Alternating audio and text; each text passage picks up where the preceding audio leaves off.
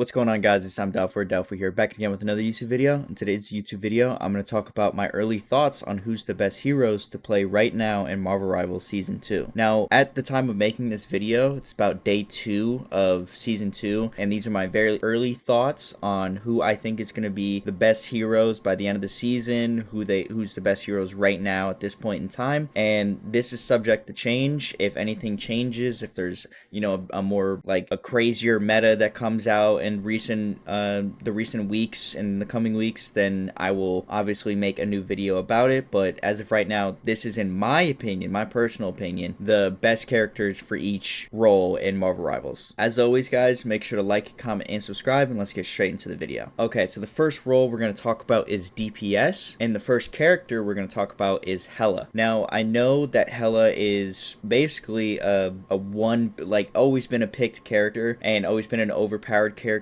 since the beginning of Marvel Rivals, and in this season, in my opinion, she is still not broken, but still insanely powerful. She now has a longer cooldown with her Astral Flock, which is her mobility ability, where she can turn into a bird and, fly away and not get damaged, but she gains more damage on her other abilities, such as Piercing Knight and a decreased cooldown on her Soul Drainer. Now, she's still an overall great pick and can counter almost every hero in the game, and can still deal tons and tons and tons of damage. The only real thing you have to do now, if you play Hela or main Hela, is just make sure you don't play out of position, as her mobility is lessened and it'll be harder for her to escape certain dive characters. However, she's a great hit scan hero. She can deal insane amounts of damage, can fucking 2-tap people still. It is absolutely insane what Hela can do. Her ult is still great. She is still an overall great character to play. So if you guys are Hela mains or you're thinking about playing Hela, go ahead and try her out. In Season 2, she's still really good. Now, guys, the next DPS character that I'm going to talk about is Namor. Now, this might be a little bit controversial, but Namor, in my honest opinion, is still really good at being an anti-dive. Still the best anti-dive, in my opinion, in this game, and absolutely can disrupt any sort of team comp on the other team. And although he lost his team-up ability with Luna, he now has his new team-up ability with Hulk, which makes his squids turn into Gamma Turrets. And I'm telling you right now, it is insanely stupid. Now, there are some people out there that say that this team-up ability is actually worse than the Luna team-up that he had, but for the lack of damage that he has now in his squids, he gains the ability to have complete control over the map because of the insane range on his gamma laser beams that he basically has now. He can set them up so far away from the point to where majority of the characters can't even hit the squids, and his turns can still deal damage. I don't think he's now a character that will output tons and tons and tons of damage with his squids. I think he will have more of a control on the map with his squids just being annoying in the back line or annoying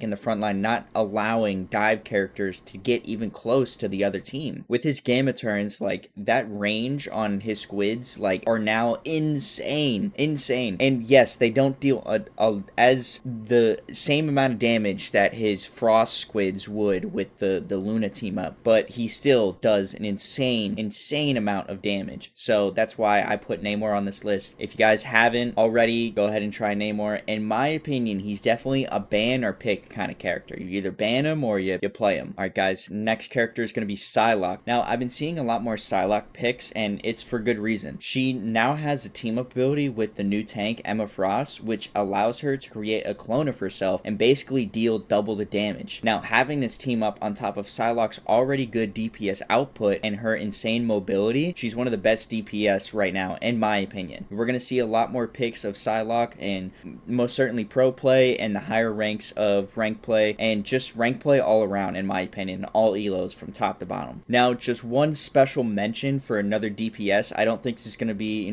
at the top of the top, best DPS character. I just wanted to mention this, that Scarlet Witch actually got a little bit of a buff, and also with her team up now with Doctor Strange, I believe that she's now one of the most annoying characters in the game. She was already a really annoying character to begin with her basically her left click to where she doesn't gotta aim at all. But now with the Doctor Strange team up, she can turn her left click into projectiles and she can shoot insanely fast at the enemies. It is super annoying to play against this team up, and let me tell you, I wouldn't be surprised later in the season we don't see a lot of people banning her because of just how annoying annoying she is to play against. Alright guys, that is it for DPS. Now we're going to move on to tanks. The first tank that I'm going to talk about is the new addition, the new hero added to Marvel Rivals, and that is Emma Frost. Now right now, I believe that Emma Frost is insanely broken. She has so many abilities that can output so much damage on top of her shield that she can already put down being really good as well. She has a melee combo that can literally almost one-shot any character in the game, and her ult has insane range and can either cancel out a lot of ults or just group up everyone on the enemy team and deal insane amount of damage on them. I think later in the season we will see a lot more Emma Frost bans, or she's going to turn into an either ban or pick kind of character. And coming from a Star-Lord main at this moment in time, mainly playing Star-Lord, bro, I could ult and I'm in the air so far away from Emma Frost. I am like in the rafters above everyone, right? She can ult and disrupt a Star-Lord ult and drag me down, and I won't be able to do shit. I won't be able to shoot anymore in my ult. I won't be able to evade it. The range is insane, and she can disrupt any fucking ult, almost any ult with her ult, and also just group up everyone and just have them be dragged towards her, and they can't do anything. They can't get out of it. They can't evade it. They basically just have to hide until the ult is done, and it is insane how broken it is right now. So Emma Frost is one of the best tanks in my opinion right now. Now these next two tanks, they really aren't any much of a surprise if you guys have been playing Marvel Rivals in the last couple of seasons, but the next tank that I'm going to talk about is Groot. Groot has always been a great tank, especially for a really long time now, and more people are catching on to the wave of Groot being really good, and a lot of people now are often choosing to ban Groot in most games instead of picking him. He definitely has an insane disruption for any dive characters, so that's why he gets banned a lot, and he can still deal a lot of damage. Basically, his walls are just so annoying. They are really annoying to shoot at and destroy and break. And say you don't have a Rocket and a Punisher team up to where he can just melt those walls, it'll just be really annoying to play against. So that's why a lot of people ban him, to just not deal with it at this point in time. He's still, in my opinion, a ban or pick kind of hero. Now the last tank I'm going to talk about is Magneto. Now like Groot, Magneto has been a great tank for a while now. He has gotten even stronger with Doctor Strange being nerfed, although in my opinion last season he was a better solo tank in general than Doctor Strange. Now he's a better tank overall than Doctor Strange, and it's not even close. And he now also has the same team up that Psylocke has with Emma Frost. Like Psylocke, he can create a clone of himself and deal so much more damage, deal double the damage, or even pull 2 shields out, which is absolutely insane. He can still use his ult to kill any healer as well, which is so insanely useful to have. As in the next section of this video, I'm going to talk about some healers that have these defensive ults still that are really good in this game. He has his ult that can basically he can dunk on these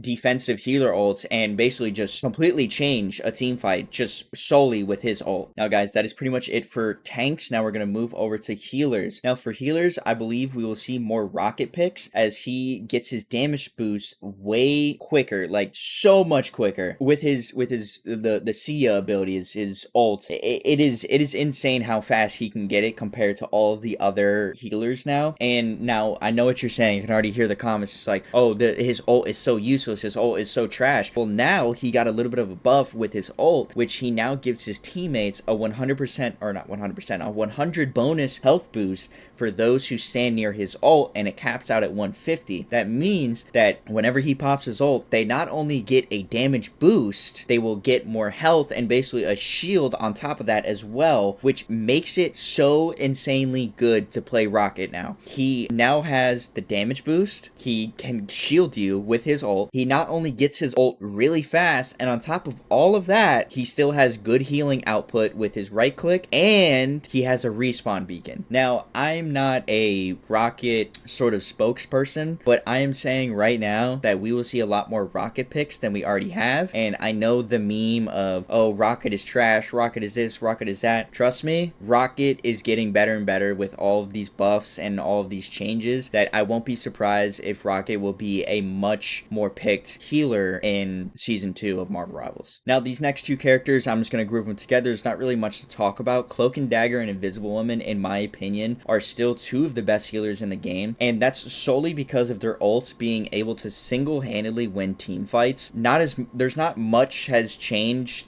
since both of them have basically been the best healers since, like, I mean, Invisible Woman has been added, and since the beginning of the game, Cloak and Dagger has been one of the best healers in the game for sure. But I mean, both of those heroes and healers are basically, it's an insta pick. Like, you got to pick at least one of them, if not both of them, for being your two healers in game, unless you want to go triple support. But I mean, especially in season 2, you're gonna want to have at least one of either Cloak and Dagger or Invisible Woman on your team, if not both. In my opinion, I would choose both, but I mean, just at least one, you need on your team for sure. One last character I want to talk about in the healing category is Loki. Now, although he got a nerf, I still believe he's insanely good, and he can just copy any healer ult and double the duration of it. Now, we've already seen how broken Loki is in previous seasons, and I believe that he'll still be a great healer to pick in basically any sort of instance, in any sort of team fight. He'll be great to have, especially against if there's a dive on the other team. His lanterns, when he throws down his lanterns, can basically stop any sort of dive from happening, or stop a lot of ults as well. So he's really good at being a counter dive, and he's got a lot of, evades by going invisible, or he can swap to his clone, swap back and forth, and he can also copy a healer ult and just, double the duration of a healer ult. Like, he's still a really good pick, in my opinion, for healers. Alright guys, that's pretty much it for me. Now, this is my personal list. This isn't,